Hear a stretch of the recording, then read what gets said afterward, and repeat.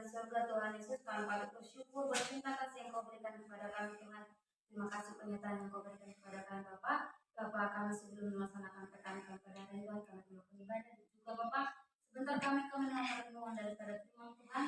Kiranya apa yang hamba sampaikan Tuhan Yesus menjadi berkat bagi orang lain Tuhan Yesus, dan juga buat kami yang mendengar, bukan hanya kami sebagai pendengar, tapi kami bisa sebagai pelaku firman dalam kehidupan kami sehari-hari. Terpujilah nama Bapa, kekal selama-lamanya. Haleluya, amin.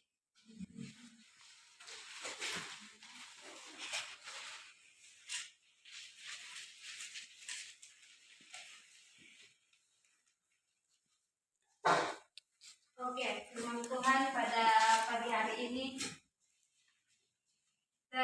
tertulis dalam Hakim-Hakim pasal yang ke-16 ayat yang ke-20b. Saya akan bacakannya. Seperti yang sudah-sudah, aku akan bebas dan akan meronta lepas. Tetapi tidak telah diketahuinya bahwa Tuhan telah meninggalkan dia. Dari cerita ini, dari kitab Hakim-Hakim ini, mungkin adik-adik sekalian, cerita Simson dan Delila itu sudah terdengar jelas karena pada waktu sekolah minggu pun diajarkan kan cerita Simson dan Delila. Oke, tahu kan cerita Simson dan Delila? Tahu. Siapa Simson itu dalam Alkitab? Oke, di pasal 13 kita harus flashback di Hakim-Hakim pasal 13 ayat yang pertama itu sampai yang ke-25 menceritakan tentang hakim-hakim dan juga menceritakan tentang lahirnya Simson. Tahu bahwa tema firman Tuhan pada pagi hari ini bercerita tentang cinta kepada Tuhan tidak akan membawa luka. Apa adik-adik? Cinta kepada Tuhan tidak akan membawa luka. Oke, cinta kepada Tuhan tidak akan membawa luka. Cerita tentang perikop yang mengatakan Simson dan Delila tersebut. Simson merupakan kalau kita tahu Hercules. Hercules tahu kan? Hercules adalah orang yang kuat, yang besar badannya, secara kuat dia fisik, dia bisa. Tetapi dalam cerita Simson itu bisa mengalahkan ribuan-ribuan musuh. Simson bisa mengalahkan berbagai musuh. Simson bisa mengalahkan singa. Singa saja dia lawan. Bayangkanlah saya sendiri, misalnya ini abang, bayangkanlah Hercules bagaimana besarnya, dan dia juga seperti itu. Simson diibaratkan sebagai Hercules, dia bisa melawan singa. Itu karena ada campur tangan daripada Tuhan. Kemudian dalam cerita ini kita harus Simson dan Delila. Pada awalnya Simson ini masih mengandalkan kuasa Tuhan untuk melawan musuh pada peperangan melawan bangsa Filistin. Dia itu masih mengandalkan Tuhan. Jadi dia bisa melawan musuhnya. Tetapi pada suatu hari imannya diuji oleh Tuhan. Imannya diuji lewat seorang wanita. Seorang wanita itu bernama Delila. Oke, Delila ini digambarkan Tuhan kita. Mengapa si Simson ini suka kepada Delila? Otomatis kita harus percaya kalau dia itu berarti dalam arti bahasa modern sekarang itu Delila itu good looking, cantik dia ya kan. Tetapi si Delila ini tidak sesuku dengan si Simson. Misalnya gini, saya suku Batak, kemudian saya mencintai suku Jawa atau suku Nias. Itulah perbedaan daripada Simson dan Delila. Oke, di ayat hal yang dapat kita jadikan sebagai pelajaran dari cerita Simson dan Delila yang pertama adalah jangan mudah terpengaruh. Mengapa saya katakan jangan mudah terpengaruh? Karena si Simson ini merupakan nazir Allah, jadi kekuatannya itu berasal dari mana? Terus dari fisiknya, memang itu dari Tuhan. Terus kalau dari kekuatan dari mana? Misalnya dari tangan kah? Dari mana kah? Simson ini adalah kekuatan. Rambut. Ya, pintar kali kalian. Dari rambut. Karena rambutnya ini merupakan karena dari sejak lahir firman Tuhan mengatakan kalau sudah Simson lahir, anaknya lahir tidak boleh mencukur rambut. Jadi si Delila ini kan musuhnya si Simson.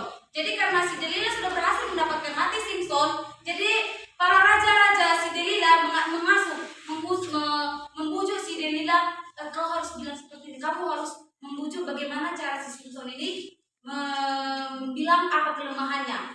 Yang pertama, kita di ayat yang ke-6 dikatakan si Delilah. Lalu berkatalah Delilah kepada Simson, ceritakanlah kiranya kepadaku, karena apakah kekuatanmu demikian besar, dan dengan apakah engkau harus diikat untuk ditunjukkan. Pada awalnya pertama kali jebakan yang pertama yang dilakukan oleh Delilah tidak berhasil oleh yang dibuat oleh Simson. Jadi kita harus tengok bahwa kalau si Delilah ini membujuk berarti sudah ada rayuan maut, rayuan gombal-gombal maut yang diberikan si Delilah. Nah, kalau di dalam Alkitab cewek yang gombal cowok, tapi jangan gombal-gombal cowok ya, nanti baper orang itu. Tapi dalam firman Tuhan dibilang si Delilah yang berusaha untuk, ayolah sayang, apalah kelemahanmu, apa yang bisa membuat kau menjadi lemah. Pertama ditipu si Delilah, dan dibilang si Simson dibilang demikian. Tipuan yang pertama dijawab dengan Simson ayat yang ke-7.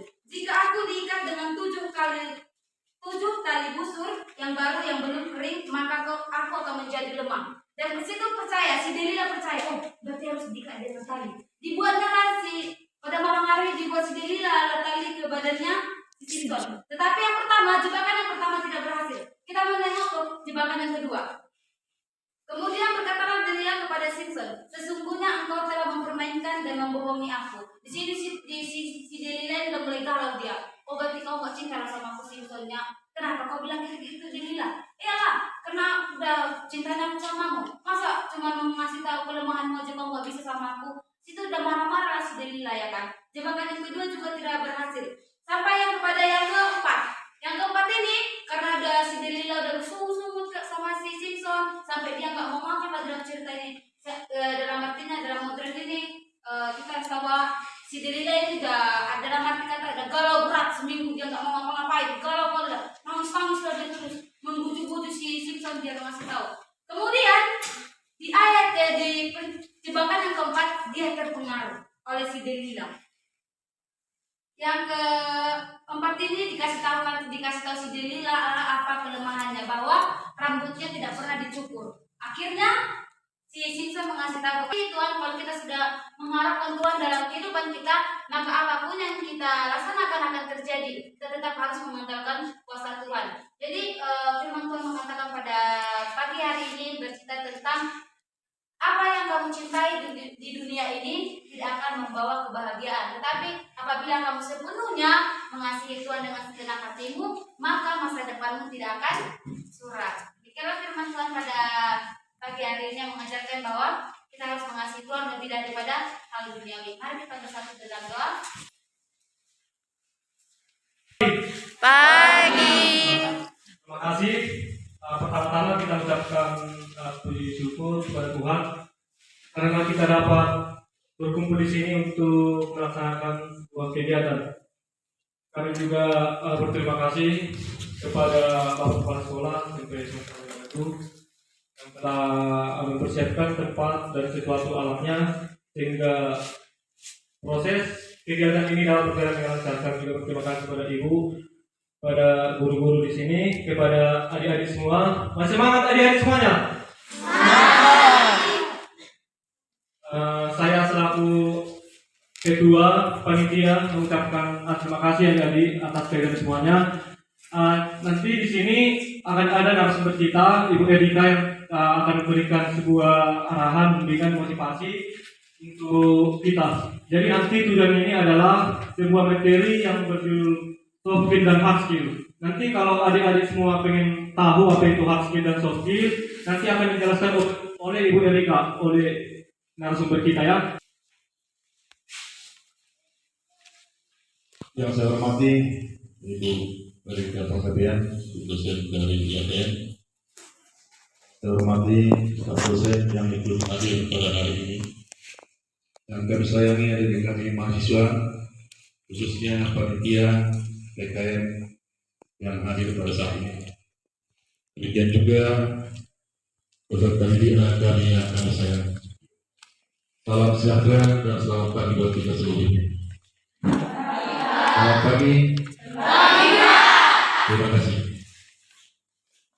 Puji syukur kita panjatkan kepada Tuhan Yang Maha Kuasa atas segala berkat dan perlindungannya, dan kita dapat sehat, bisa bersemangat, ambil mengikuti kegiatan PKM yang dilaksanakan oleh mahasiswa YKN Tarutung.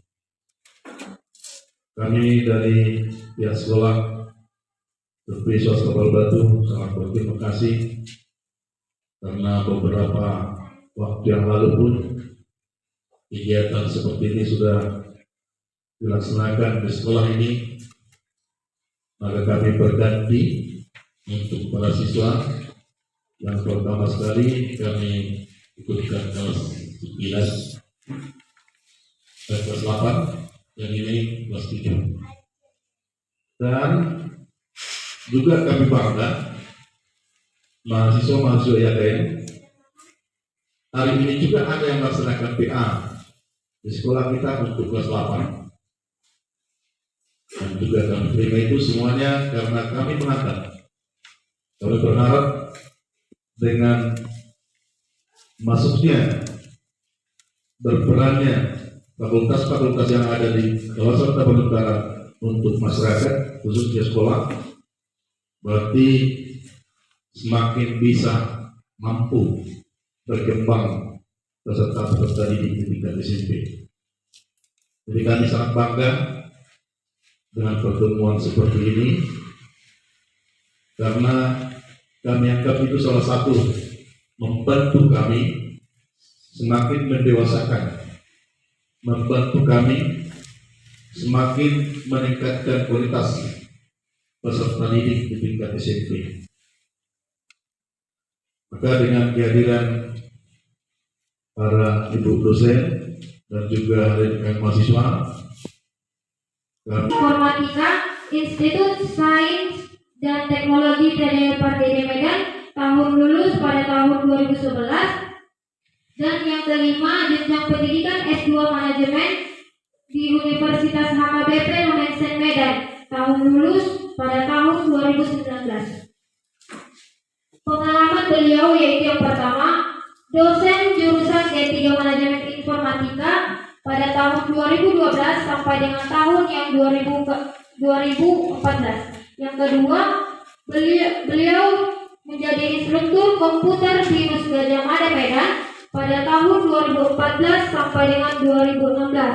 Yang ketiga, beliau menjadi staf honorer BNN Kabupaten Serdang Bedagai pada tahun 2016 sampai dengan 2017. Yang keempat, beliau menjadi staf administrasi umum YKN Tarutung pada tahun 2017 sampai dengan 2020. Dan yang terakhir, menjadi dosen Prodi Manajemen Pendidikan pada tahun 2020 hingga sekarang. Dan narasumber kita yang kedua yaitu Ibu Tresya Renestika Sitinjak. Kakak kita ini sebagai mahasiswa YKN Tarutung Prodi Manajemen Pendidikan Kristen semester 6.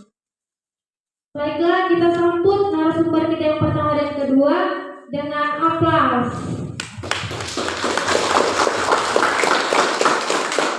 Untuk waktu dan tempat kami berikan kepada narasumber kami untuk membagikan materinya.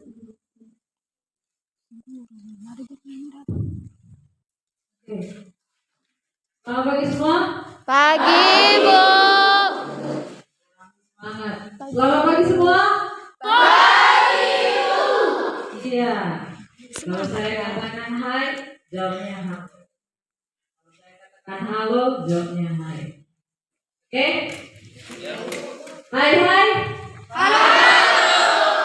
Halo hai. Tangi. Kalau saya katakan hai, jawab halo. Kalau saya katakan halo, jawab hai. Oke? Fokus.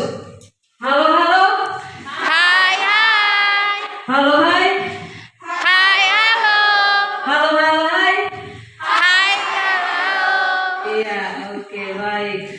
Oke, terima kasih buat Bapak Kepala Sekolah, Bapak Topik, kesempatan yang diberikan kami untuk melaksanakan PKM.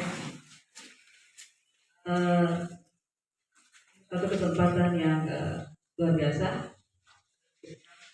kepada kami kegiatan-kegiatan. Oke, kita masuk ke materi kita hari ini tentang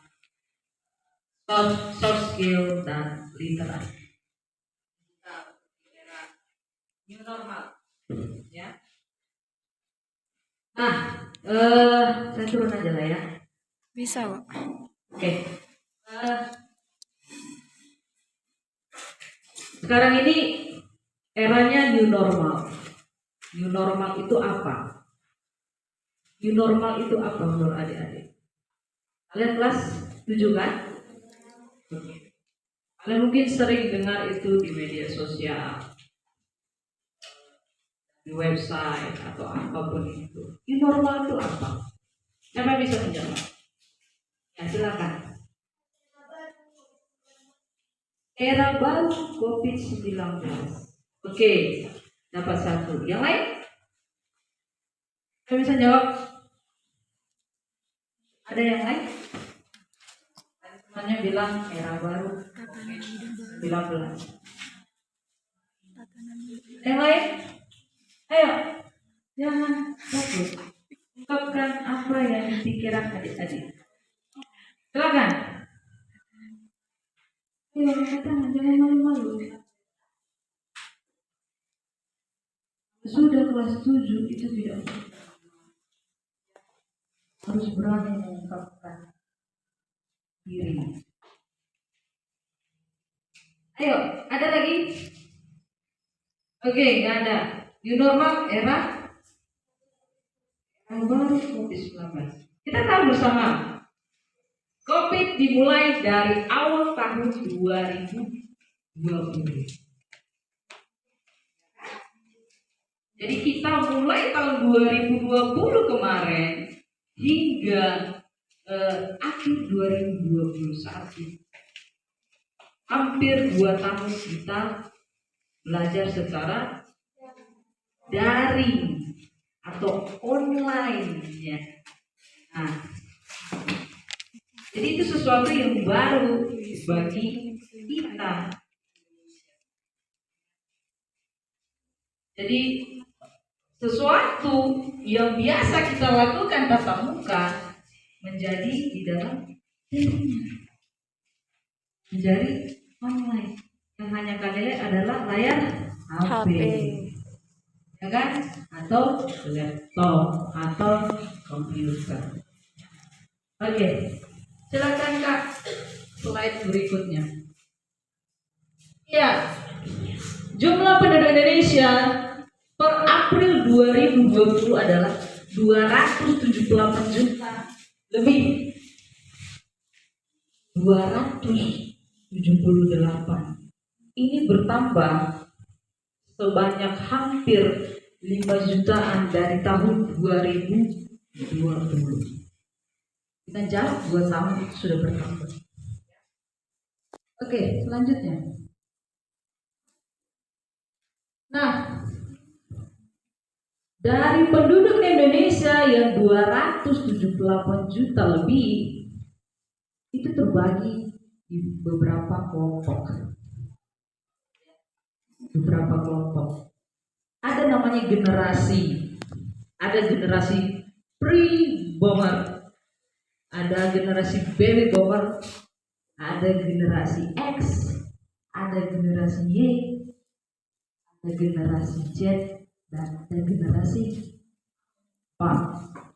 Apa itu? Apa itu generasi pre-boomer sampai generasi apa?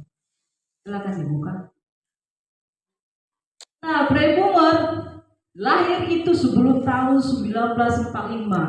Indonesia merdeka tahun? Ya. Indonesia merdeka tahun 1945. Kalau ada opah kalian lahir sebelum itu, berarti itu generasi pre-boomer. Saya pun lahirnya sebelum Indonesia merdeka, nah. Ya kan? Kemudian ada generasi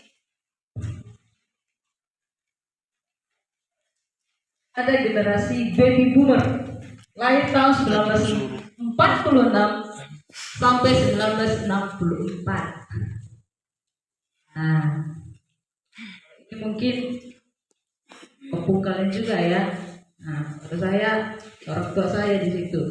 Kenapa dibilang baby boomer? Karena pada tahun itu banyak anak, banyak rezeki. Artinya dalam satu keluarga bisa memiliki sampai 12 anak. Itu zaman dulu. Tahun 1946 sampai 1964. Kemudian generasi X tahun 1965 sampai 1980. Ini bisa lah yang lahir itu orang tua kalian, tulang kalian, namburu kalian. Aku nama ya kan? duduk di sana. Itu generasi Aku nama duduk. X. Kemudian generasi Y lahir tahun 1981 sampai 1996 atau yang dikenal dengan generasi milenial. Iya. Itu siapa? Seperti saya, seperti guru-guru kalian, ya. Dan lahir di antara tahun 1981 sampai 1996. Nah, kemudian generasi Z lahir tahun 1997 sampai 2012. Ya. Kalian itu di generasi mana ya? Apa?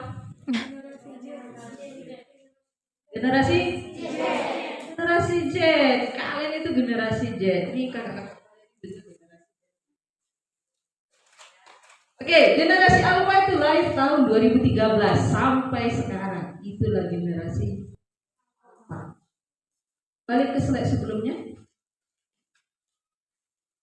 Ya, kalau kita lihat di sini dari komposisi penduduk Indonesia berdasarkan generasinya, yang paling banyak itu adalah generasi Z, 28%.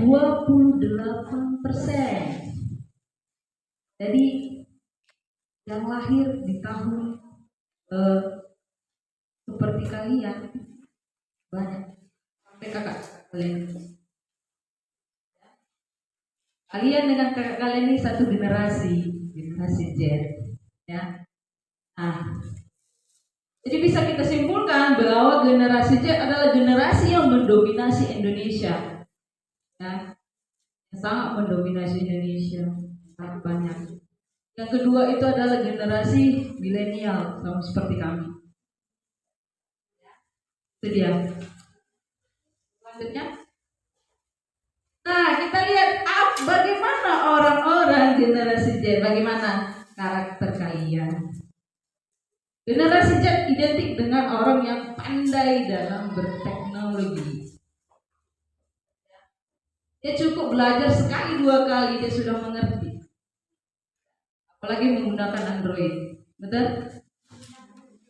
Benar atau benar? Benar, Bu. Ya. Apalagi ketika COVID-19 kemarin, kalian dituntut untuk belajar secara kalian yang tadinya tidak, ya, model anak SD zaman dulu itu adalah ketika ada tugas dia bertanya kepada siapa? Mak, ini ada tugas, ajarin, ya kan? Ini ada tugas kalau ngajarin matematika pula gitu. Hitung-hitung. Ya kalau orang tua kita berpendidikan, kalau orang tua kita nggak tamat sekolah gimana? Begitu. Nah kalau sekarang tidak, ketika ada tugas, apa yang dilihat? Mulai browsing, ada soal, oh ini cari, dapat, iya kan? Lihat video, betul nggak? Iya, zaman dulu tidak, zaman saya dulu SD nggak seperti itu.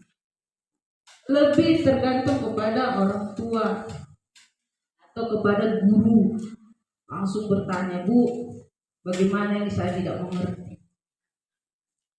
Kalau sekarang, udah seperti kalian tuh lebih mengekspresikan diri, ya. Cara berpakaian mengekspresikan diri siapa saya. Itu yang keempat, yang kelima, yang keenam lebih praktis. praktis. Kalian itu orangnya maunya segala sesuatu betul? Kalau bisa cepat hari ini juga dapat hari ini. Ya. Kalau bisa tidak usah berhari-hari, satu hari ini juga harus selesai.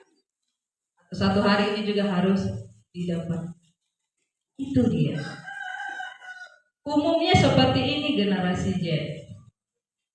Benar atau benar, kakak-kakak? Benar. Iya, kakak-kakak ini juga begitu. Kalian masih satu generasi.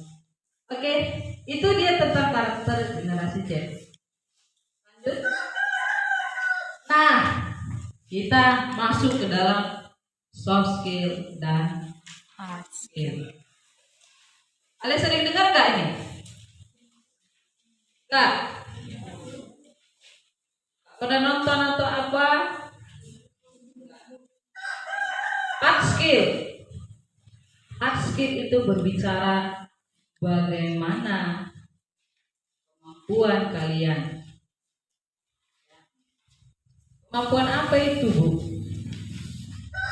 Hard skill lebih kepada kemampuan pengetahuan. Ya. Misal, kalian itu pintar di bidang matematika. Kalian itu pintar di bidang bahasa. Kalian itu pintar di bidang olahraga. Itu namanya skill. Next. Hard skill, kemampuan teknis, itu yang saya katakan. Kalian bisa punya kemampuan matematika menghitung, itu namanya hard skill. Kalian bisa berbahasa Inggris, kalian bisa berbahasa Mandarin, itu hard skill. Kalian bisa olahraga, itu hard skill. Ya. Kemudian masuk ke soft skill, itu kemampuan non teknis, itu berbicara perilaku. Perilaku itu gimana, Bu? Perilaku itu bagaimana memiliki kemampuan menguasai teknologi komputer, itu ada sama kalian. Betul? Kalian sudah bisa menggunakan yang namanya media sosial. Kalian sudah bisa menggunakan aplikasi-aplikasi di Android. Betul? Kemudian apa? Kemampuan berbahasa asing. Kalian bisa menguasai bahasa Inggris, bahasa Mandarin, bahasa yang lain-lainnya. Ya, kemampuan teknisnya dari hasil. Kemudian kemampuan menulis. Kemampuan menulis di sini bukan berarti kalian bisa menulis gini, bukan. Kalian bisa membuat sebuah karya. Katakan puisi, cerita pendek. Kalau kalian mempunyai kemampuan menulis puisi, ada tidak? Nah, menulis cerita pendek. Iya, ada satu. Kemampuan dari skill. Kemudian memiliki kemampuan desain grafis. Nah, kalau suka membuat sebuah karya, gambar-gambar, lukisan, itu termasuk dari hard skill, kemampuan teknis. Ya. Kemudian memiliki kemampuan marketing. Nah, kalau ini marketing ini lebih kepada bagaimana kalian bisa membuat sesuatu yang bisa kalian buat. Nah, gini, kalian itu membuat sebuah lukisan atau gambar, kemudian bisa kalian jual. Atau misalnya kalian membantu orang tua kalian menjual usahanya. Kalau kalian punya jiwa marketing, kalian bisa jual. Mau beli enggak? Ini harganya misalnya katakan 5.000. Padahal dari orang tua kalian cuma bilang jual 4.000 ya. Tapi karena kalian ingin dapat untung 1.000, jual 5.000. Betul? Ya, itu dia. Nah, kemudian kemampuan dalam bidang keuangan. Kalian bisa menabung.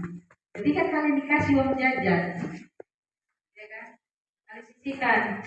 saya mau membeli, katakan saya mau membeli sepatu, tapi uang orang tua saya tidak cukup, tapi saya mau menabung dari uang jajan, kalian tabung. Itu termasuk dari kemampuan kalian memiliki kemampuan untuk mengelola uang kalian. Karena uang jajan di usia kalian itu pasti terbatas. Itu dia tentang hard skill. Lanjut Kak, kita masuk ke soft skill. Iya, apa itu soft skill? Yang pertama itu berketerampilan berkomunikasi atau public speaking. Ngomong di depan ini merupakan public speaking. Jadi kalian harus bisa membuat diri kalian bisa berbicara di depan. Saya cerita sedikit tentang diri saya. Saya dulu orangnya sangat pemalu. Kalau jumpa orang banyak itu, saya kalau bisa menghindar. Saya dulu di rumah kalau ada tamu, keluarga saya sendiri, saya itu masuk kamar. Saya sembunyi. Kalau bisa nggak usah dipanggil. Kalau dipanggil Erika, adalah ngapain ini ya gitu. Kalau bisa saya nggak ketemu gitu. Ya, saya orangnya seperti itu.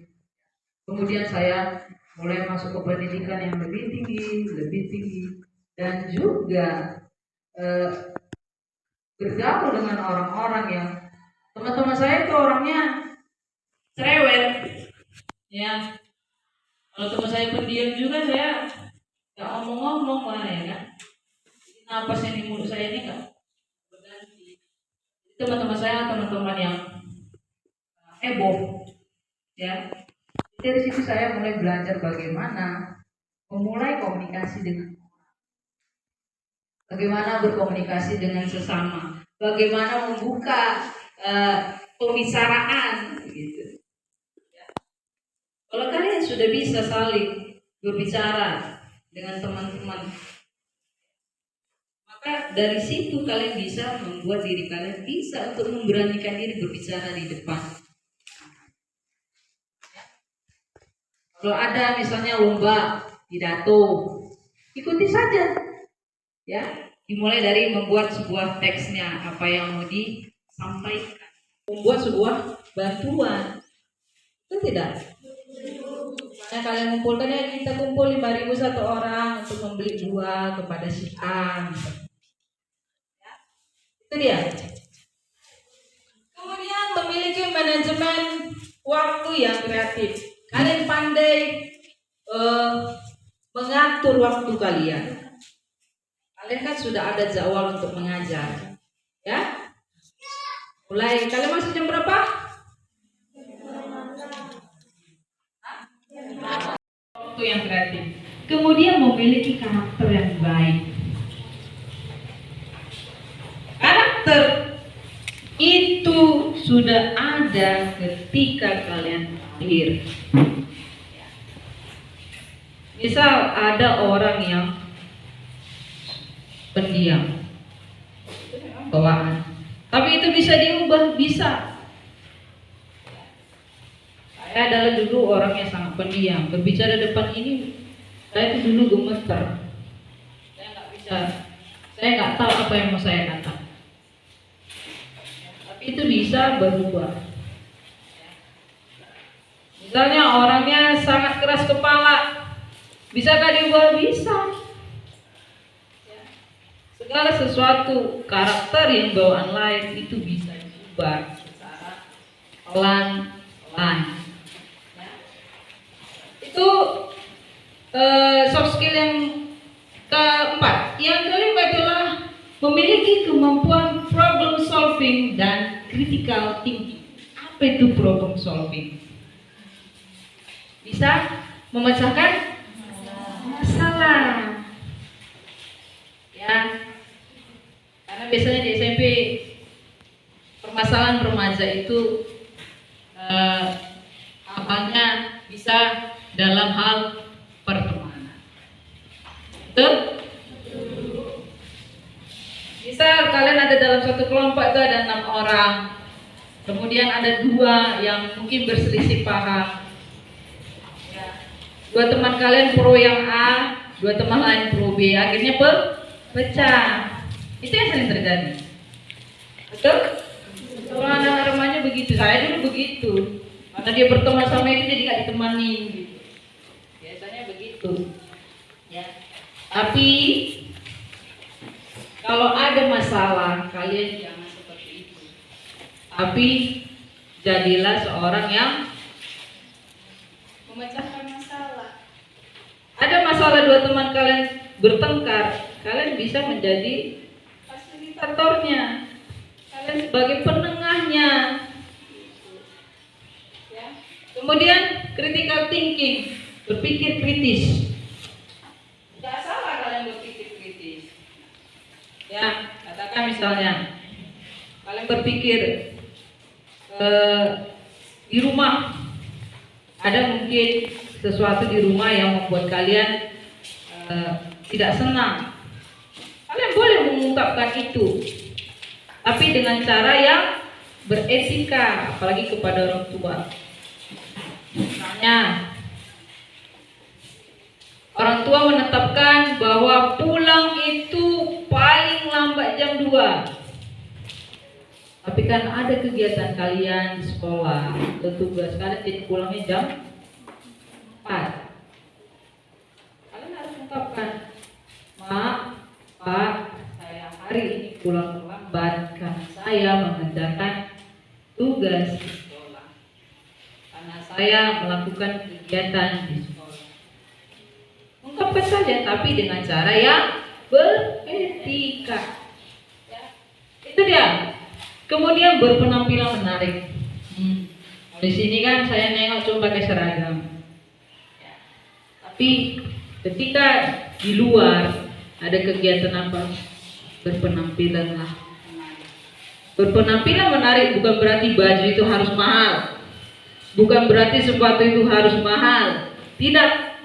Tapi menarik, rapi, dan bersih. Jadi berpenampilan menarik tidak identik dengan harga yang mahal. Oke? Itu dia soft skill. Nah, bagaimana menumbuhkan soft skill? Ya, itu tentang kemampuan non teknis tadi. Ya, perilaku. Yang pertama jadi pengurus organisasi. Kalau di sekolah ada namanya organisasi sekolah, kalian boleh mengikutinya. Ya, kalian boleh mengikuti supaya bisa menumbuhkan jiwa kerjasama kalian dengan sesama, jiwa kepemimpinan kalian. Menjadi pengurus organisasi tidak harus menjadi ketuanya, tidak. Menjadi anggotanya, ikut terlibat dalam kegiatan. Ya. Yang kedua, ikut komunitas. Ya, ikut komunitas. Komunitas apa? Komunitas yang positif. Misalnya komunitas pecinta cerita pendek. Nah, kalian boleh ikut itu. Jadi kalian yang punya hobi menulis cerita pendek, kalian ikut komunitas itu, maka akan meningkatkan kemampuan kalian. Kemudian komunitas, misalnya komunitas sepak bola, futsal, boleh diikuti. Arahnya yang positif. Selain meningkatkan kemampuan kalian secara teknis, juga meningkatkan kerjasama. Ya. Itu dia. Ya. Kemudian ikut organisasi keagamaan. Iya. Kalau misalnya kakak kalian ini yang sudah kuliah itu ikut Naposo di gereja. Kalian misalnya kalian masih sekolah minggu atau tidak? Remaja kan? Iya, masuk dalam komunitas remaja di gereja. Itu religius kalian, ya. Meningkatkan kerohanian kalian, itu bagus. Kalian bertemu dengan kawan-kawan yang sevisi ya, dalam rohani. Kemudian ikut ekstrakurikuler, ya di sekolah ada kan? Apa di sini ekskulnya deh? Apa di sini? Ada? Pramuka ini? Enggak? Ya. Ekskul atau tidak? Saya kan dulu saya sekolah di Katolik nggak ada pramuka, jadi saya nggak tahu pramuka itu ekskul atau tidak. Ekskul atau tidak pramuka? Iya. Apa yang kalian dapat dari pramuka? Apa yang kalian dapat? Kerja? Sama. Saling peduli. Ya. Itu dia. Kemudian ikut program seminar atau training, ya seperti ini.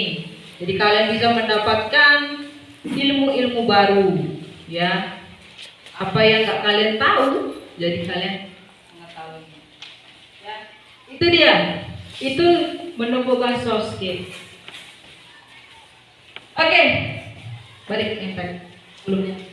Itu dia soft skill. Nah, saya mau kalian menulis di buku kalian masing-masing. Tuliskan 10 karakter dominan kalian. Yang tahu diri kalian itu adalah diri kalian sendiri. Silakan ditulis 10.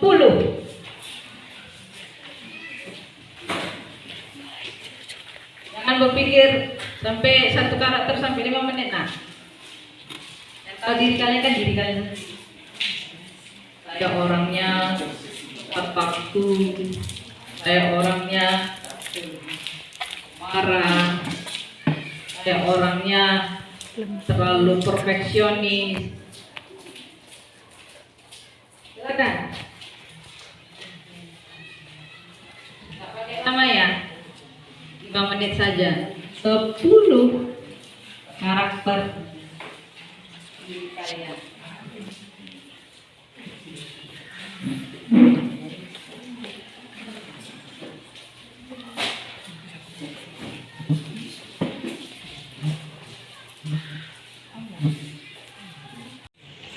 Oke, siapa yang mau menceritakan karakternya?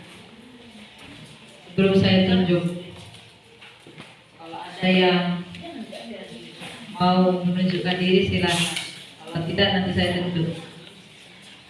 Ayo, siapa? Oke, silakan. Satu lagi? Ya laki-laki lah. Ayo, masuk. Laki-laki? Ya, ayo. Laki-laki satu lagi. Ayo.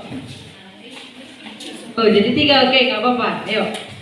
Kamu, ayo. Oke, 3 laki-laki, 3 perempuan. Oke. Oke. Lanjut kita. Mau siapa, Dek? Bestari Syombe. Hah? Oke. Dari sesi Galinggi. Hah? Dari Syombe. Dari Syombe. Besi Syombe. Oke, sama Syombe. Oke, silakan. Karakter diri saya orangnya mudah emosi. Saya orangnya tidak pendiam. Pelan-pelan. Saya orangnya tidak terlalu suka pendiam. Memilih teman yang baik. Saya orangnya suka memilih. Saya orangnya mudah bergaul, pemberani. Saya suka orang timur. Saya suka marah. Saya suka berdiskusi. Tepuk tangan.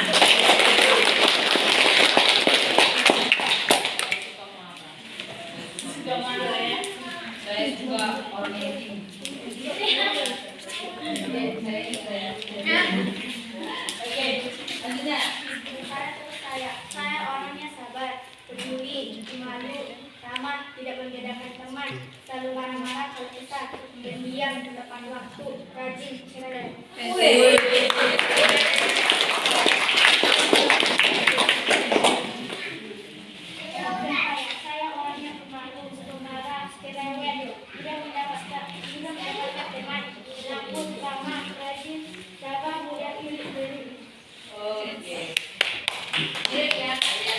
Karakter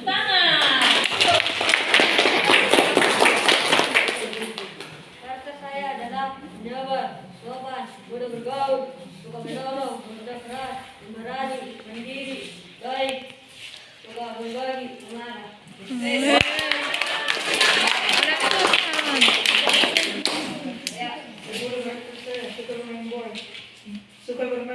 Suka bermain bola, jaga kepada teman, boleh tersenyum, sopan, benar, tidak ada mengikuti peraturan, rawat terhadap barang, tidak ada mematuhi nasihat orang tua, suka menolong, mudah bergaul.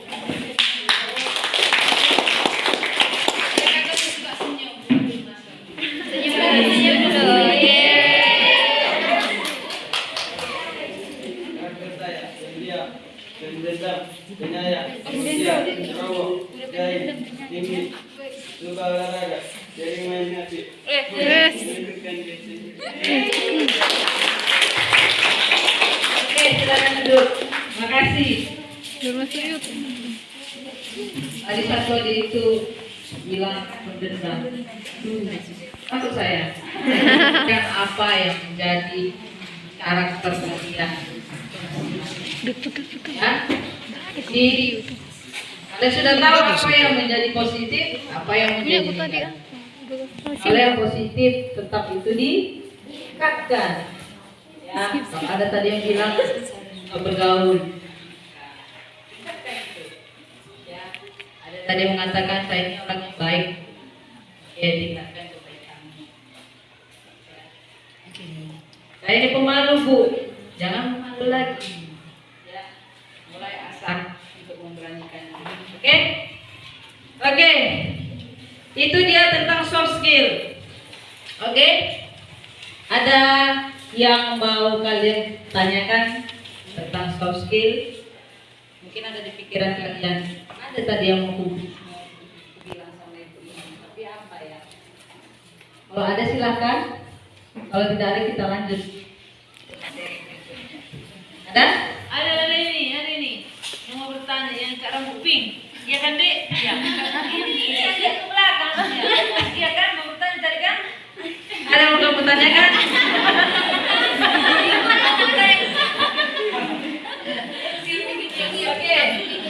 Oke, kalau tidak ada lanjut. Next kan, literasi digital. Ya, kalian dengar literasi digital. Oke, apa itu literasi? Literasi dulu saya tanya. Ada bawa HP? Kalian ada bawa HP? Enggak. Kenapa bawa HP? Oke. Bagus. Ya. Literasi digital. Itu menurut pengertian Wikipedia, literasi digital adalah pengetahuan dan kecakapan untuk menggunakan media digital, alat-alat komunikasi, atau jaringan dalam menemukan, mengevaluasi, menggunakan, membuat informasi, dan memanfaatkannya secara sehat, bijak, cerdas, cermat, tepat, dan patuh hukum sesuai dengan kegunaannya dalam rangka membina komunikasi dan interaksi dalam kehidupan sehari-hari. Ya. Jadi kalau secara sederhana itu terlalu panjang. Itu kalau secara sederhana literasi digital adalah kemampuan untuk menggunakan alat-alat digital secara bijak, secara cerdas. Ya. Kalau kalian mencari informasi, misalnya tugas, itu sudah bagian dari literasi digital. Ya. Kalau kalian menonton video pembelajaran, itu sudah bagian dari literasi digital. Ya. Nah, kata-kata di situ memanfaatkannya secara sehat, bijak, cerdas, cermat, tepat, dan patuh hukum. Artinya, ketika kalian melihat informasi, kalian harus bisa mencari tahu betul tidak informasi itu. Jangan jadi berita yang hoax, ya kan? Sekarang bertebaran berita-berita hoax. Kalau ada misalnya berita di website atau di grup WA atau di Facebook, kalian harus cari tahu dahulu. Betul nggak berita? Ya. Kebanyakan orang umumnya, apalagi orang Indonesia yang sebenarnya orang Indonesia masih yang namanya masih prematur dalam menggunakan media sosial. Kenapa saya katakan prematur? Dia langsung menyebarkan berita yang tidak tahu kebenarannya. Ketika ada misalnya di grup nih, di share, langsung dia share lagi ke orang. Ternyata berita itu salah. Jadi kita, apalagi adik-adik yang SMP ini, ya, itu harus pandai dalam melihat informasi, ya. Kemudian melihat konten-konten yang negatif itu juga harus kalian hindari. Internet itu seperti dunia bebas, tidak ada batasan, ya. Semua ada di dalam. Jadi harus kalian tahu memilah-milah mana yang pantas kalian baca atau kalian tonton, mana yang tidak. Ya, itu dia. Itu tentang literasi digital. Selanjutnya, Kak. Nah, literasi digital itu ada beberapa manfaatnya, ya. Ada beberapa manfaatnya. Yang pertama, memperoleh dan memperluas informasi secara tepat dan up to date. Ya, kalau kalian misalnya ada tugas nih, kalian kan akan cari, kalian browsing, kan cepat kan? Itu saya bilang, zaman saya dulu, ketika saya seperti kalian itu, saya mengerjakan tugas itu saya nanya orang tua. Ya, misalnya pelajaran fisika, masa saya tanya mama saya, "Mak, ini saya nggak tahu ini." Mama saya bukan orang jurusan fisika, kalau gitu. Itu dulu. Sekarang tidak. Sekarang kalau kalian ada tugas, kalian carinya browsing Google, Mr. Google, the Lord of Google. Karena segala sesuatu ada di situ, betul nggak? Betul. Kemudian tengok di YouTube video, ya. Jadi kalian bisa cari informasi itu cepat, ya. Cari yang terbaru, ya. Itu yang pertama. Yang kedua, memperkaya keterampilan. Memperkaya keterampilan. Saya dulu belajar menyimpul sepatu ini, itu diajari orang tua.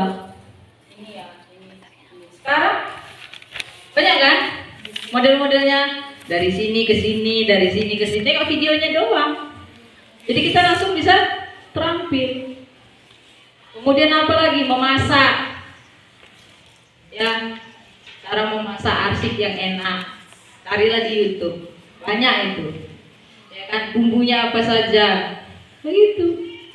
Ya, jadi kita bisa jadi lebih terampil, itu dia. Kemudian yang ketiga, mampu menghemat waktu, ya, menghemat waktu mencari informasi. Seperti tugas tadi, kalian nggak perlu menunggu-tunggu teman kalian apa jawabannya. Ada cari aja, browsing aja di Google. Ada jawabannya, langsung kalian kerjakan. Ya?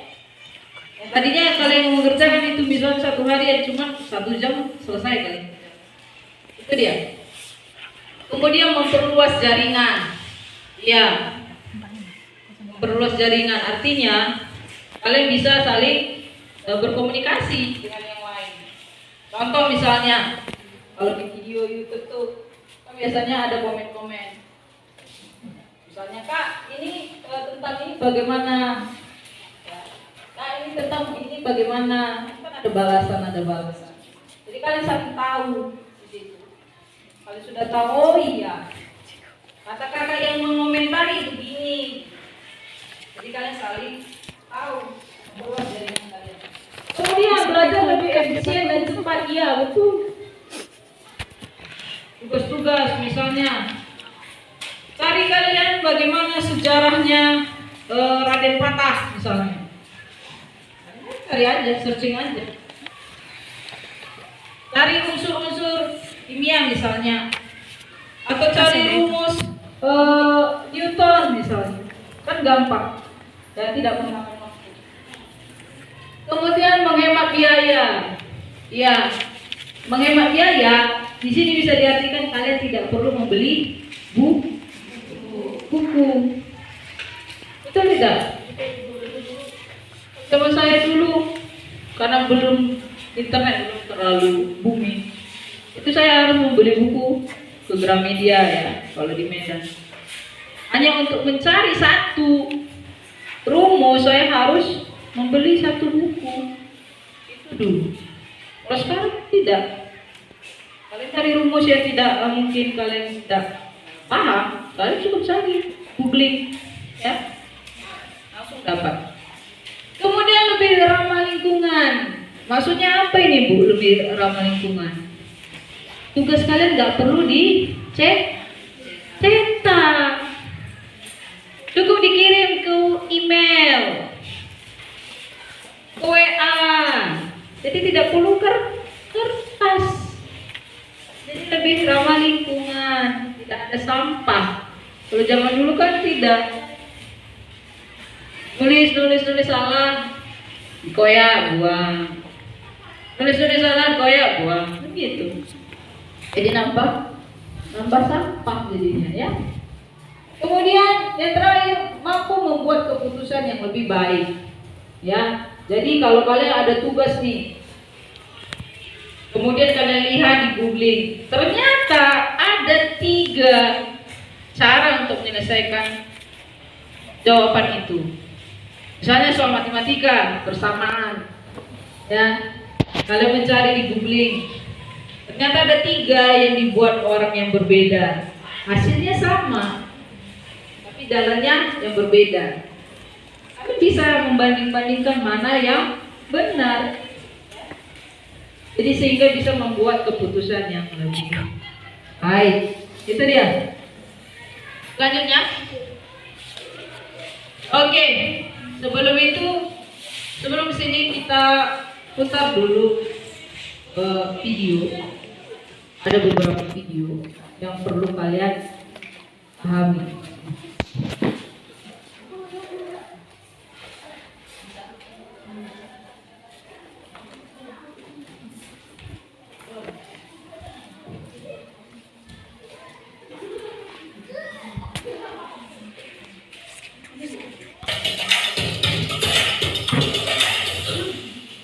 Assalamualaikum Sobat Ngobi, selamat datang kembali. Istilah generasi X, generasi Y, dan generasi Z tentu sudah tak asing bagi Sobat Ngobi. Tapi apakah Sobat Ngobi sudah pernah dengar tentang generasi C? Generasi C merupakan istilah untuk orang-orang yang senantiasa terhubung dengan internet.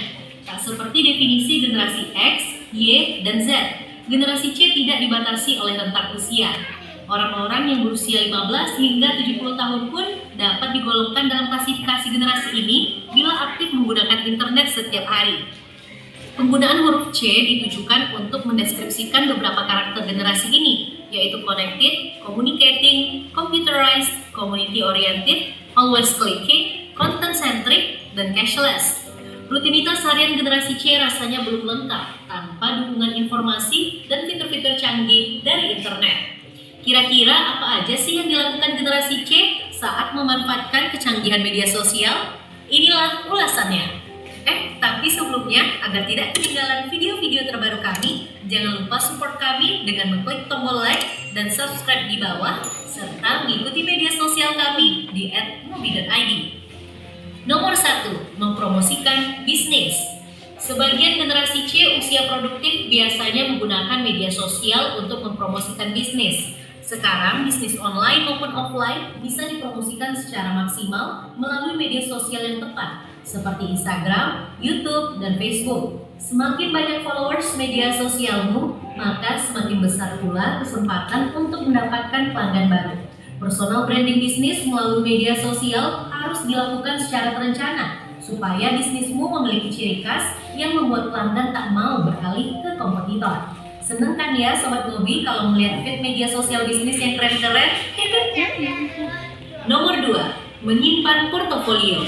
Jika kamu bekerja di industri kreatif, maka sebaiknya kamu juga menggunakan media sosial sebagai tempat menyimpan portofolio. Sebagai bagian dari generasi C, jangan malas update portofolio secara rutin ya, Sobat Ngobi. Portofolio tersebut membuktikan bahwa kamu adalah seorang profesional yang memiliki banyak karya brilian dan sangat mencintai pekerjaanmu.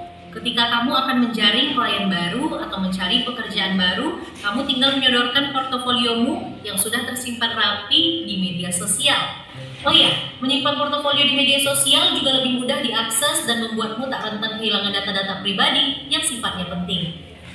Nomor 3, menjalin relasi dengan kenalan baru.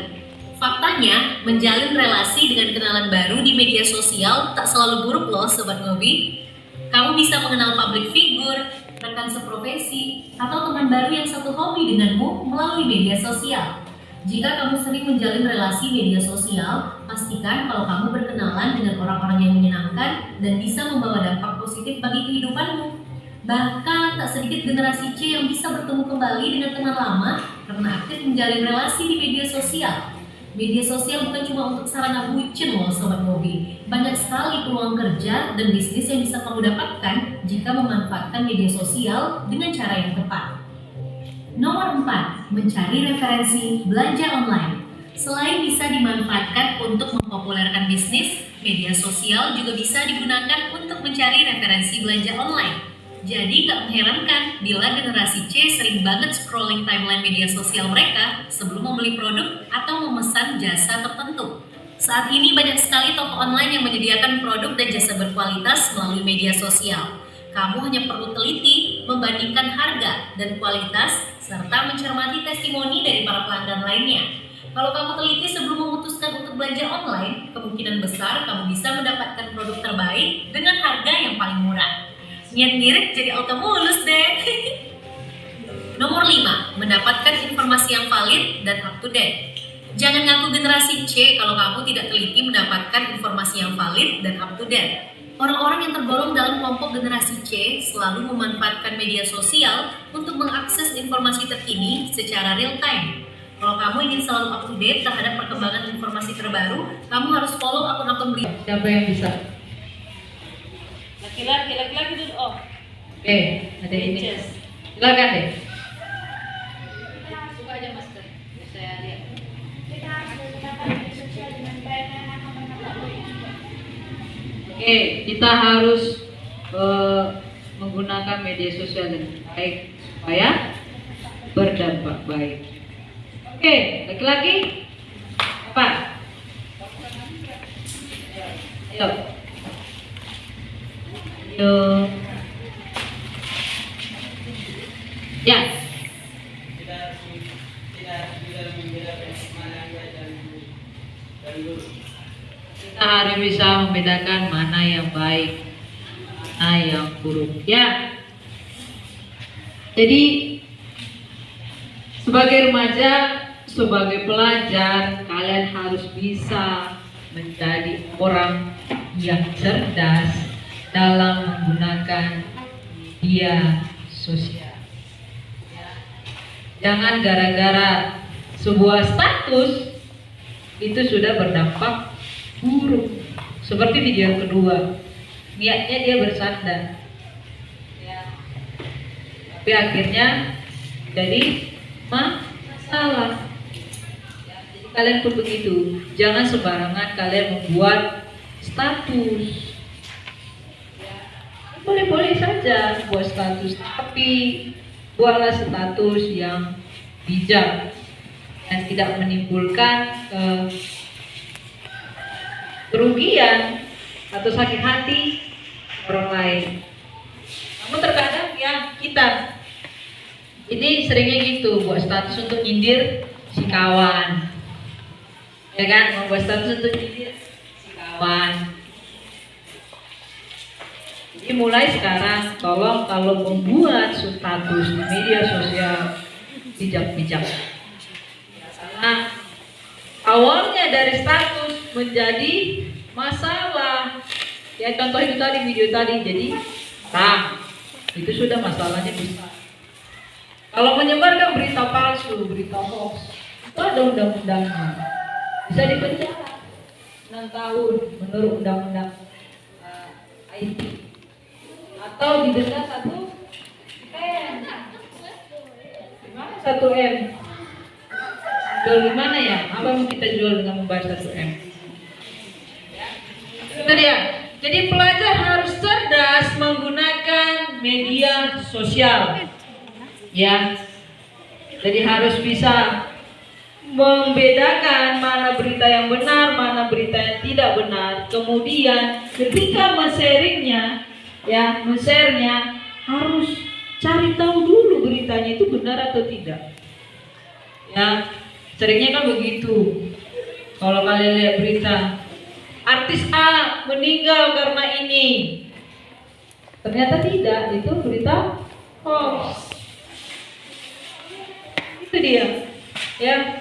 Jadi pelajar harus cerdas menggunakan teknologi media sosial. Lanjutkan.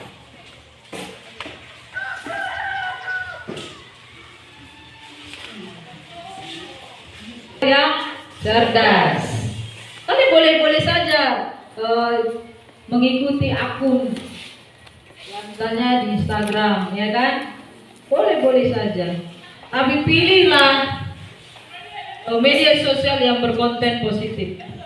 Kalau sudah ada unsur-unsur yang tidak benar, misalnya berbau sara, ya, berbau pertikaian di dalamnya, tinggalkan itu. Ya. Di grup lagi, di grup WA. Kalau grup-grup WA misalnya isinya yang tidak mendidik, tinggalkan saja.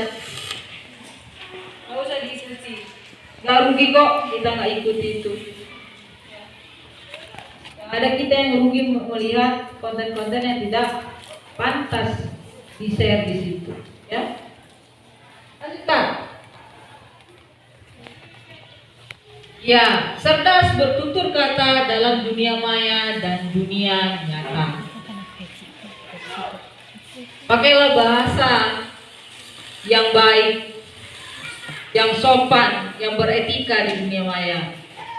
Ya, jangan keluarkan kata-kata yang nggak pantas. Kamu buat status, memanglah si A itu ini, gitu. Nggak boleh. Jangan. Kalau ada yang pernah melakukan itu, jangan. Ya. Jadi intinya ketika kalian memiliki masalah, tidak perlu orang luar tahu kalian punya masalah. Membuat status, tidak perlu orang tahu bahwa Anda itu lagi marah, adik-adik ini lagi marah dengan si A, tidak perlu, ya. Tapi share lah kalau konten-konten yang positif, share lah ilmu-ilmu, misalnya ada pembelajaran, ada materi, kalian share, ya. Itu dia. Jadi cerdas bertutur kata dalam dunia maya dan dunia nyata, ya. Di dunia nyata kalian beretika, di dunia maya juga kalian harus beretika. Apalagi kalau dalam melakukan pengetikan di dunia maya, kalau kita menggunakan semua huruf besar, itu menyatakan kita marah, ya.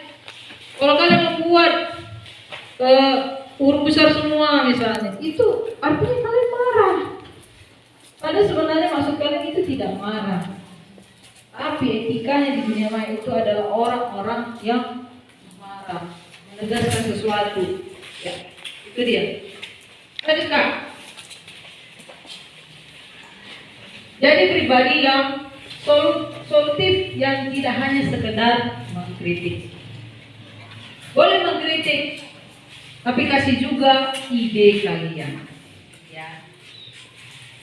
Tidak dilarang mengkritik. Ya, zaman sekarang zaman demokrasi yang boleh menyampaikan pesan. Ya, tapi kasihlah sebuah ide kalian. Apa yang menjadi solusinya? Contoh misalnya, ibu itu kalau ngajar membosankan, membuat kami ngantuk. Itu kritikan kalian. Jadi kalian harus juga kasih solusinya. Kalau bisa Bu, buatlah begini supaya kami jangan ngantuk. Buatlah sesuatu yang ice breaking, yang menyenangkan. Kalian kasih ide, ya. Jangan hanya sekedar kita mengkritik. Seperti teman kalian misalnya, tahu bajumu gak pernah rapi, kok kayak gitu, kamu kritik. Tapi kamu kasih solusi. Dan kali ini buat bajumu, kamu kasih contoh. Itu caranya, ya. Mengkritik tapi juga mengasih solusi. Itu dia. Lanjut Pak. Ya, ini yang terakhir.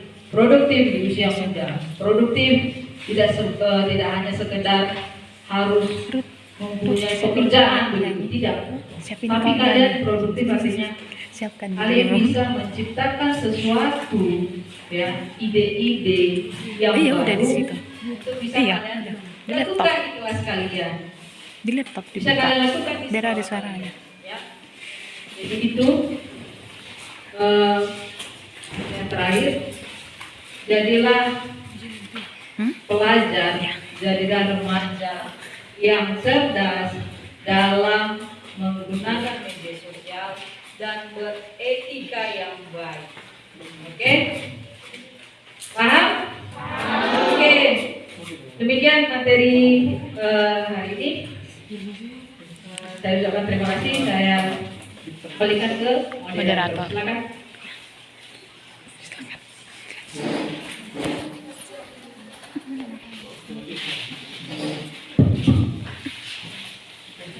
Baiklah, terima kasih untuk narasumber kami yang telah membagikan ilmu dan materinya.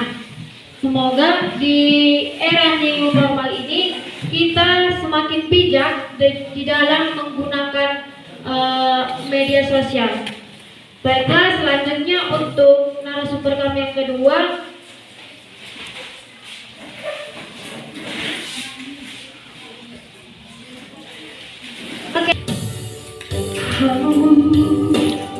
anakku,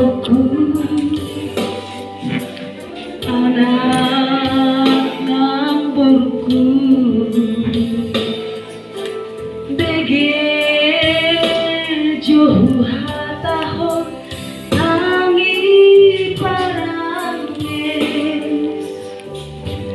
mangsa di hari ujung di ngoruna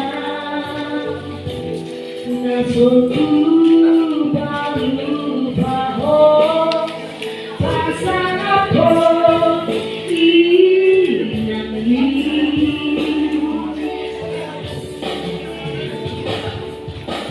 hati lidani lidahu memberbong siang hai penghuni Pura-Malura Solido Pasang semoga reanggumu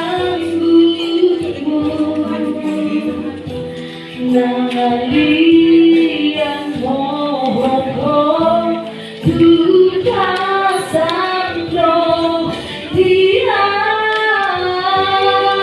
halo musik mahologi nabi ujudi malu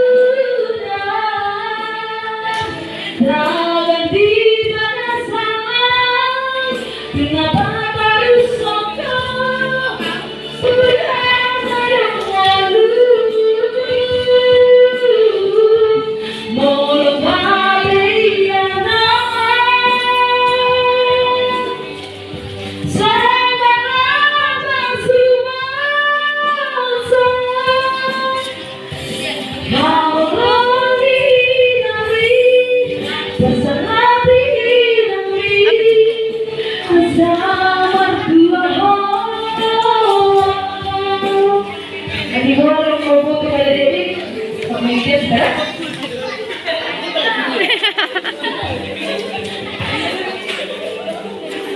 Ada yang mau maju nyanyi sama kakak itu?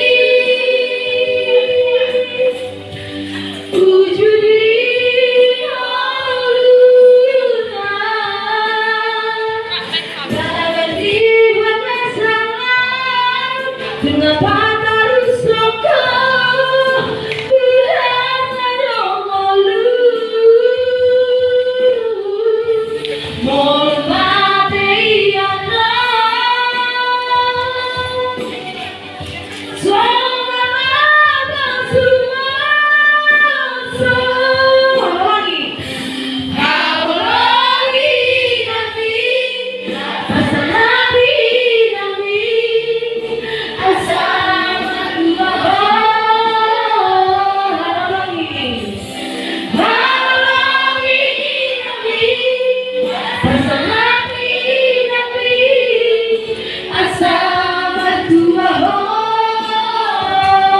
Terima kasih. Shalom. Oke, supaya kita lebih semangat, kakak undang untuk kita semua bangkit berdiri.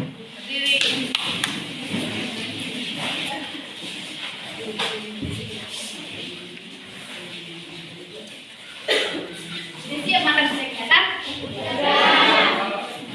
Perut kenyang?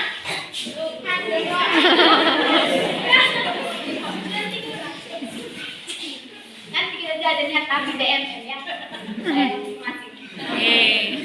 Oke, sebelum kita masuk ke materi yang akan kakak bawakan, kakak akan mengubah semangat kita.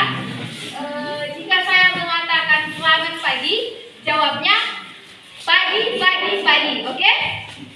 Jika saya mengatakan apa kabarnya hari ini, kita jawabnya nanti finally, full spirit, luar biasa gitu ya. Oke? Kita ulang ya. Lagi. Oke. Nanti jika kakak mengatakan selamat pagi, jawabnya pagi.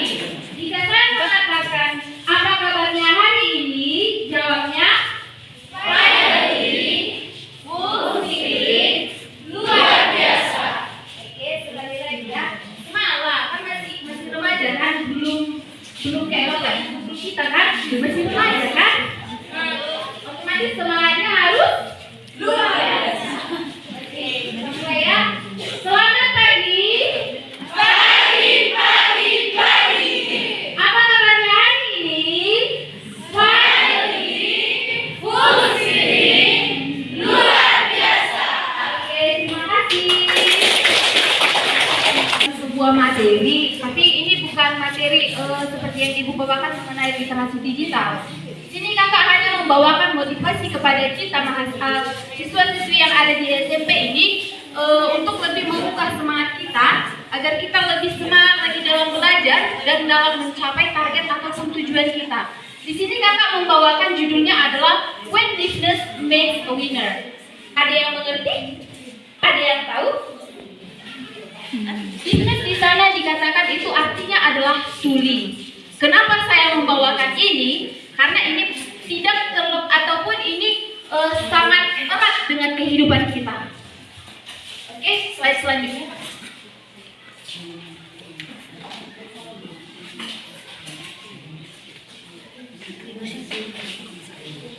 Ataupun motivasi yang saya bawakan di sini adalah When Business Makes a Winner. Artinya di sana adalah ketika tulis menjadikan kita seorang pemenang, winners. Itu adalah seorang pemenang. Oke, slide selanjutnya. Mengapa dikatakan jadi tuli atas omongan negatif menjadikan kita pemenang? Ada yang tahu? Ada yang tahu ya? Oke, baik. Saya akan menjelaskannya. Slide selanjutnya, Kak. Nah, sebelum saya masuk ke inti ataupun nasihat ataupun motivasi yang saya bawakan adalah saya akan memberikan sebuah ilustrasi bagi kita semua. Ilustrasi yang saya bawakan adalah perlombaan kata-kata kecil untuk mencapai menara yang tinggi. Di sana ada dikatakan kata-kata kecil itu berlomba menuju menara yang tinggi. Kalau ada perlombaan, otomatis ada penonton. Ya, tentunya kalau ada perlombaan berarti penontonnya ada. Nah, di sana dikatakan penontonnya itu sangat ramai. Kata-kata ini berlomba, gitu kan? Perlombaan ini dimulai. Kata-kata ini kita dahulu udah matang.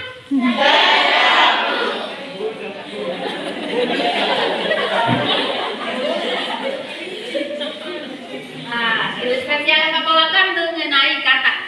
Karena kata familiar kan? Masih dekat kan? Kalau dikatakan ada perlombaan, otomatis ada yang berlomba dan ada yang menjadi penonton.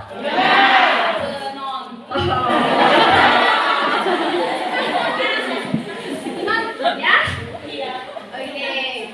Kata-kata ini sudah memulai perlombaannya. Penonton juga berpikir begini, kalau ketika kata-kata kecil, misalnya kita nih, kalau kita bandingkan kita kan orang-orang kecil gitu kan. Jadi ketika ada satu perlombaan kita untuk menuju menara yang tinggi, otomatis yang melihat kita ataupun orang-orang dewasa yang melihat kita, saya kira lebih muda yang tinggi. Dia menemui saat itu sih, benar kan? Oke. Jadi kata-kata kita kembali ke ilustrasi kita.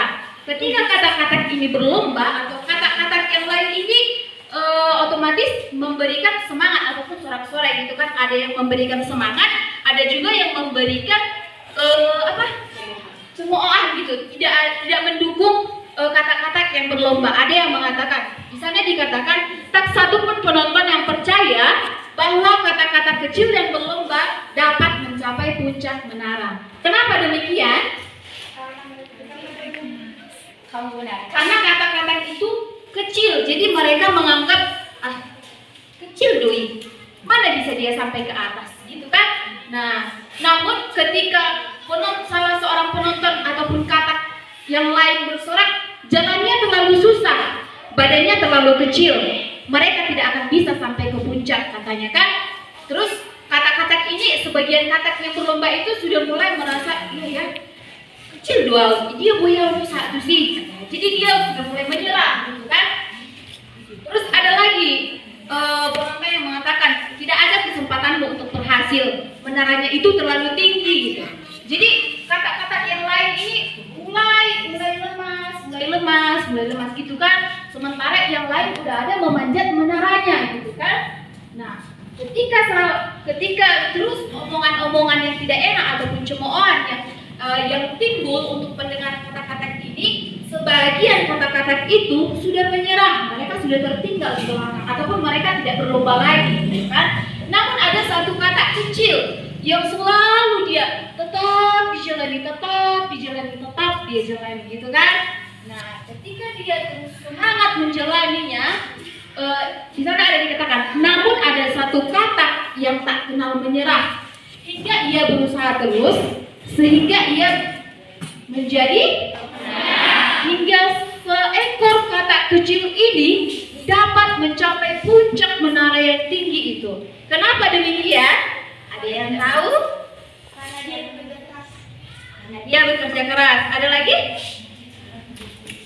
Karena dia semangat dan tidak mudah menyerah. Oke, yang lain dari tadi kan hanya perempuan saja yang bicara. Laki-laki adalah karena apa? Karena dia adalah seekor katak yang tuli.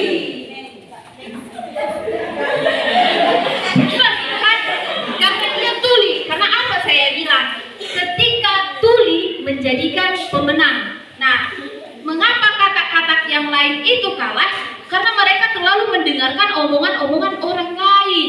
Karena mereka terlalu mendengarkan ocehan-ocehan yang tidak pantas dari penonton-penonton yang lain, hingga kata-kata yang berlomba itu jatuh satu persatu atau mereka menyerah, kan? Namun ada satu kata yang kebetulan kata itu adalah seekor kata yang tuli, hingga omongan-omongan itu tidak ia dengar, hingga ia menjadi pemenang.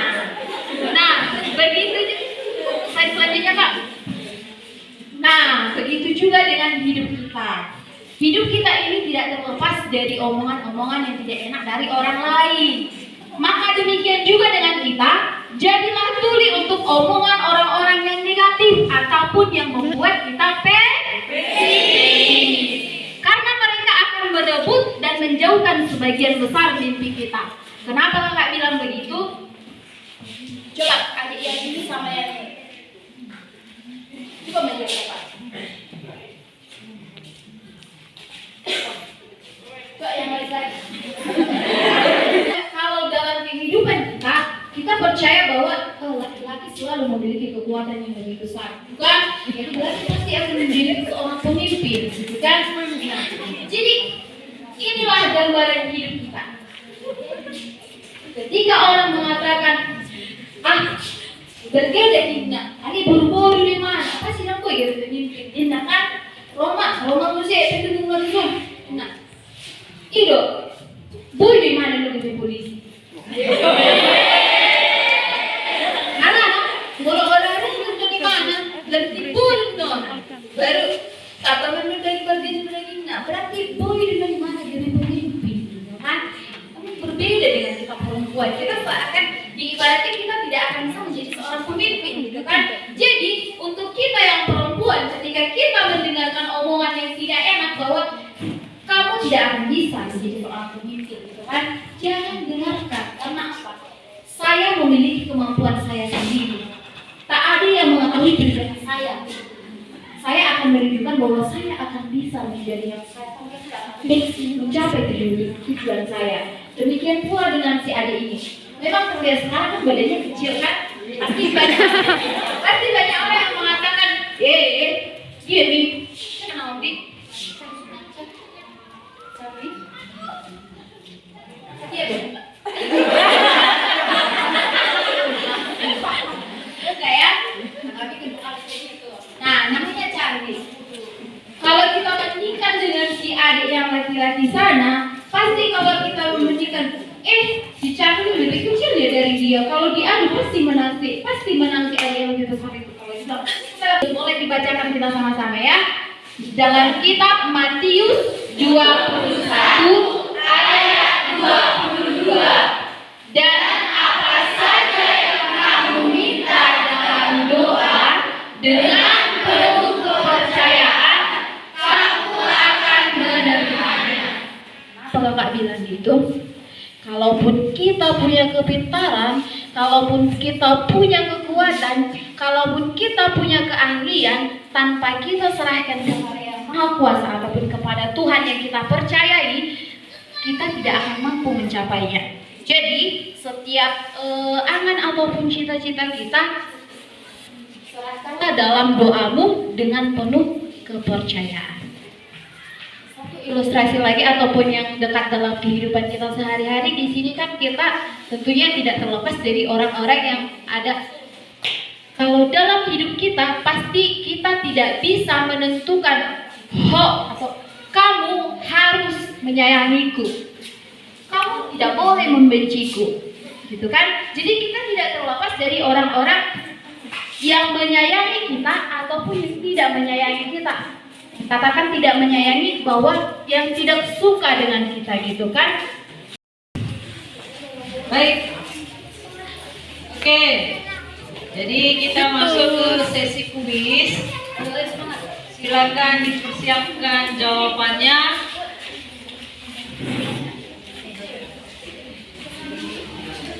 Ada 3 pertanyaan, ya. Waktu saya menjelaskan, kayaknya kalian menuliskan. Oke, ya. Pertanyaan yang pertama.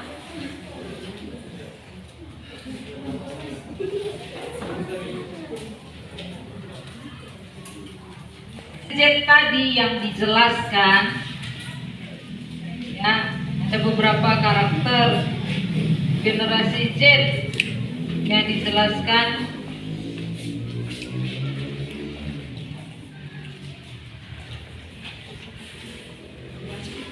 Sebutkan 3 di antaranya. Yuk. Weh. Ini dia.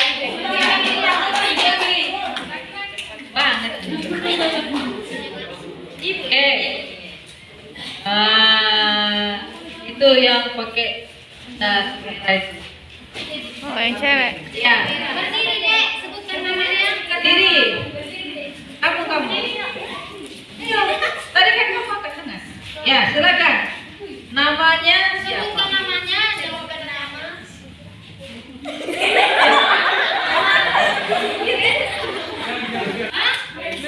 Mercy Xiaomi. Oke, apa jawabannya, Dek?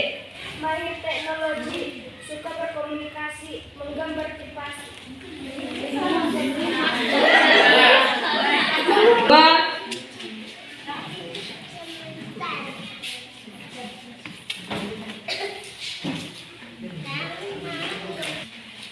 Salah satu cara untuk menumbuhkan soft skill.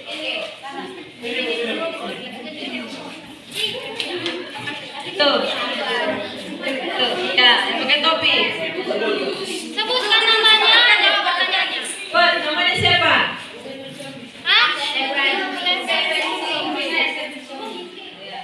Xiaomi, silakan jawab. Dari pengurus organisasi, ikut komunitas, ikut organisasi. Satu saya tadi.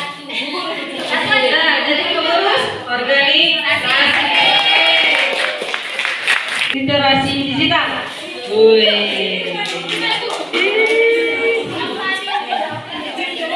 Mana? Udah tadi dia. Sing saya lihat. Yang ini Bu, Yang ini. mana? Iya, yang ini Bu. Oke, ayo nah. Namanya siapa? Sebutkan namanya. Nama saya Rifina dan Subara. Manfaat literasi digital, memperoleh dan memperluas informasi secara cepat dan untuk data Anda terbaru. 2. Memperkaya keterampilan. 3. Menghemat waktu. 4. Memperluas jaringan. 5. Belajar lebih dan cepat.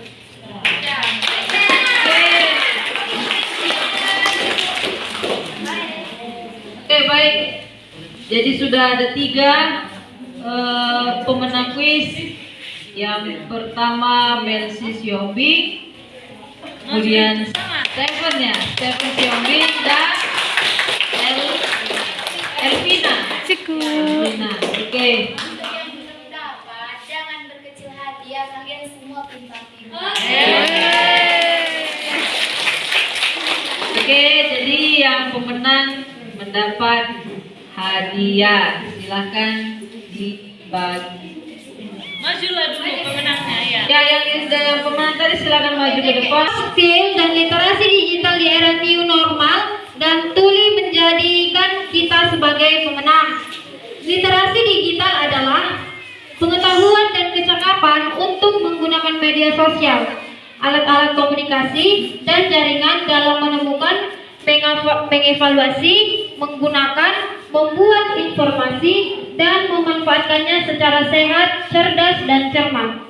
Kita harus cerdas untuk menggunakan media sosial dan literasi digital ini. Manfaatnya yaitu yang pertama memperoleh dan memperluas informasi secara cepat dan terupdate. Yang kedua memperkaya keterampilan. Yang ketiga mampu menghemat waktu. Yang keempat memperluas jaringan. Yang kelima belajar lebih efisien dan cepat. Yang keenam menghemat biaya. Yang ketujuh lebih ramah lingkungan. Dan yang terakhir mampu membuat keputusan yang lebih baik. Nah, tema yang kedua tadi yaitu Tuli menjadikan kita sebagai pemenang. Artinya, jadilah Tuli untuk omongan orang dan perkataan yang menjatuhkan dirimu. Namun, tetaplah berjuang hingga mencapai finish perjuanganmu. Namun tetap dibarengi dengan berdoa dan berusaha.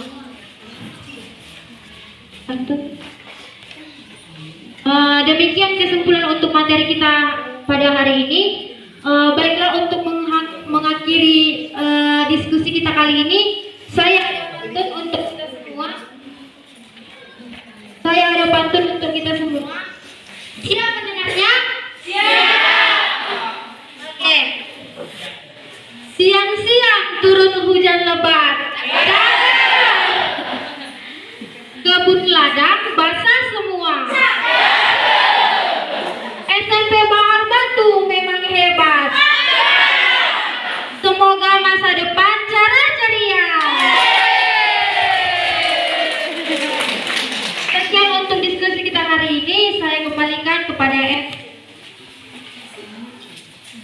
moderator kita yang telah memimpin sesi diskusi kita dan yang telah memimpin kegiatan inti kita dengan begitu semangat dan meriah. Oke, selanjutnya kita lanjut pemberian pesan dan kesan dari peserta didik kepada adik-adik kami. Apakah ada pesan dan kesan yang ingin disampaikan kepada kami semua? Kami persilakan. Pesan dan kesan ini bisa berupa apa yang adik-adik dapat dari materi yang telah diberikan oleh kedua narasumber kita. Terima kasih kepada kakak-kakak panitia yang mengisi acara pada pagi hari ini.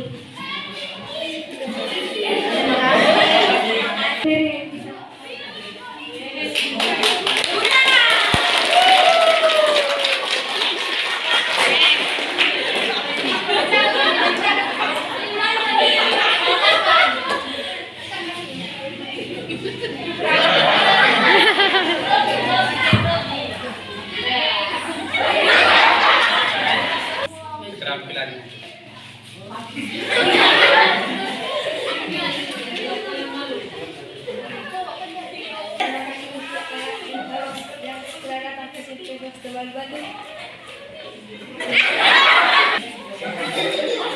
Semoga kalian semua sukses ke depan. Terima kasih kami sampaikan kepada adik-adik kami. Masih ada nggak yang ingin menyampaikan? Bapak dan Abang dan Ibu guru semuanya, kami berterima kasih karena telah mengajari kami dan kami mengerti apa yang dimaksud dengan literasi digital. Terima kasih banyak untuk kakak dan abang semuanya. Semoga sukses ke depannya. Terima kasih. Amin. Selamat siang semua.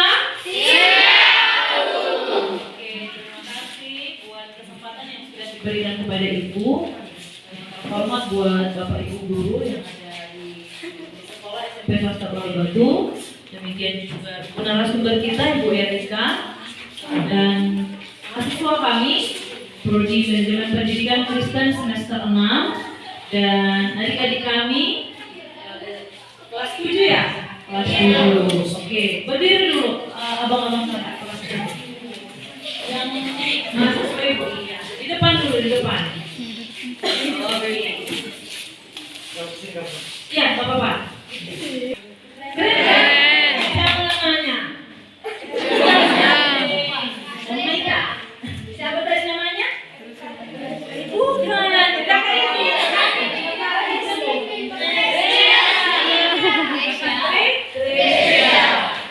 Dan banyak lagi. Artinya, kalian pengen nggak seperti kakak dan abang kalian ini? Setelah selesai tamat SMP, SMA, selesai SMA, kuliah. Jangan mengulik ya kan, janganlah ya. Jadi apa yang mau Ibu sampaikan, kakak dan abang-abang ini bukan anak PNS, bukan anak DPR, bukan anak dokter, sama seperti kita, anak petani. Tapi mereka punya semangat yang tinggi. Ya, memang punya dan lalu masuk terpatu berkata. Tiada yang mustahil bagi Tuhan. Pertama ada dulu niat. Makanya kakak kan tidak juga menantikan. Jadi Ibu bawa mereka ke sini supaya memotivasi kalian. Karena Ibu lihat kebanyakan dari desa kita ini udah banyak sih yang sekolah, tapi supaya lebih meningkat nanti dari kalian generasinya, kalau tidak punya uang jauh-jauh ke Medan atau ke Jakarta atau ke Jawa sana, IAKM sudah ada, Institut Agama Kristen Negeri. Mereka jurusan manajemen. Lalu mereka nanti Ibu jadi apa? Ya kalau aku ikut PNS dulu, kan bisa. Manajemen itu bisa jadi tenaga administrator, bisa jadi edupreneur, bisa jadi guru juga boleh, gitu. Artinya gimana sih supaya kalian bisa seperti mereka, gitu ya, punya impian. Jadi dari sekarang walaupun masih kelas satu SMP atau kelas 7 sudah harus menanamkan impian itu. Aku harus bisa seperti kakak Parede tadi, aku harus bisa seperti abang tadi, aku harus bisa seperti kakak Tresia tadi, gitu ya. Oke, janji ya? Janji. Janji? Janji. Oke, baik. Untuk mahasiswa ibu sangat berterima kasih buat kalian. Inilah yang disebut micro leading, bagaimana kalian penguasaan di lapangan. Jadi tidak hanya serta-merta teori yang kita pelajari di kelas, tapi kelak kalau kalian misalnya sebagai narasumber udah cukup bagus dari Indonesia ya, misalnya sebagai ketua panitia si Afmianto udah cukup bagus. Jadi itu yang melihat, makanya ibu ajak kalian pengabdian di sini. Sebenarnya di mata kuliah yang lain kalian juga sudah mendapatkan itu. Tapi semoga harapan ibu tadi mereka juga bisa menyusul kalian dan kalian juga wisuda. Amin. Gak usah lama-lama, gak usah sampai 2 kali pertemuan sama mata kuliah microleading. Pokoknya harus lulus, ya kan? Dibereskan semua laporannya. Oke, silahkan ditutup tangan. Mengarahkan mahasiswa kita ini menjadi lebih baik. Buat bapak ibu guruku yang sudah di sini, mulai yang adalah kamu kesempatan Tuhami bapak ibu di lain waktu mungkin tahun depan, seanggiat ada mati kena denda pada pakai langsung. Bapak ini bapak guru ibu dulu masih sempat ya Pak bapak pelajaran bahasa Inggris sama ibu, bayangkan. Jadi bapak ini sudah suhunya di sini. Sama bapak kepala sekolah tadi, bapak JM tadi, ya. Jadi harapan ibu nanti walaupun kita berpisah dari tempat ini, semoga kita semuanya sehat, apapun ilmu yang kita dapatkan bisa kita terapkan. Jadi nggak cuma ditulis, nggak cuma didengar, tapi bisa diterapkan atau diimplementasikan. Oke, sekian kata sambutan dari Ibu. Tuhan Yesus memberkati. Shalom. Shalom. Kepada Ibu Grace selaku dosen pengampu mata kuliah microleading. Tidak terasa kita sudah berada di penghujung acara. Melalui acara ini banyak sekali ilmu yang telah kita dapatkan. Bahwa pentingnya soft skill dan literasi digital di new normal. Dan untuk adik-adik semua, kami berharap agar adik-adik tetap mempelajari apa yang menjadi soft skill atau apa yang menjadi keinginan adik-adik di dalam sebuah soft skill dan hard skill dan harus dikembangkan. Karena soft skill dan hard skill sangat berguna bagi kita semua untuk masa depan nantinya. Dan juga kami semua berharap kepada adik-adik agar menerapkan ilmu yang telah diberikan oleh narasumber pertama kita dan narasumber kedua kita di dalam kehidupan sehari-hari. Baiklah, saya dan kami selaku pembawa acara mengucapkan terima kasih dan segenap panitia mengucapkan terima kasih kepada Bapak Kepala Sekolah, kepada Bapak Ibu Guru dan serta siswa-siswi yang kami banggakan karena telah tetap semangat dan tetap antusias mengikuti acara kita hingga akhirnya nanti. Dan juga acara kita akan berakhir saat ini. Kami mengucapkan banyak terima kasih serta mohon maaf atas segala kekurangan atau salah kata serta terima kasih atas segala perhatian. Akhir kata saya ucapkan shalom. Shalom.